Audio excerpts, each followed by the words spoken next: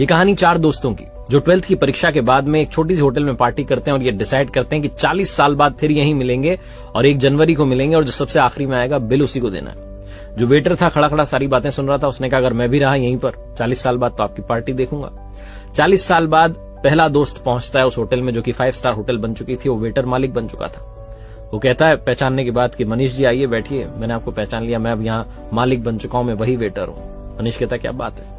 दूसरा दोस्त आता है संतोष। मनीष की बातचीत चलती है कि बिजनेस जो है ग्रो कर गया है, सब कुछ अच्छा चल रहा है, दोनों अपनी अपनी बातें शेयर करते हैं। तीसरा भी आ जाता है, लेकिन चौथा प्रवीण नहीं आता है।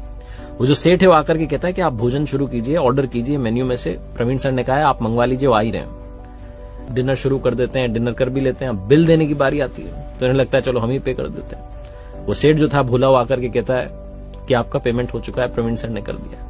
भारी मन से उठ करके जाने लगे कि चौथे दोस्त से मिलना नहीं हुआ।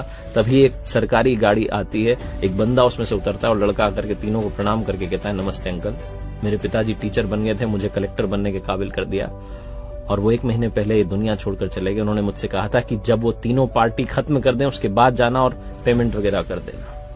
पिताजी अब इस दुनिया में नहीं है। ये तीनों रियलाइज करते हैं कि 40 साल बाद क्यों मिले, 40 दिन बाद ही मिल लेते हैं। अपनों से मिलते रहिए इससे पहले कि कोई आपका अपना आपको छोड़ के चला जाए, क्योंकि आदमी पानी का बुलबुला है।